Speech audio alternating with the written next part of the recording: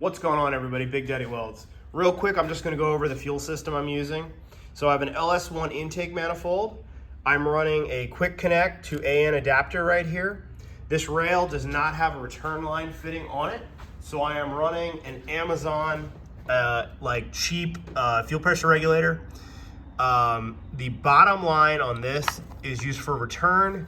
This line right here goes to the rail. This is the feed, and we are using the factory lines here.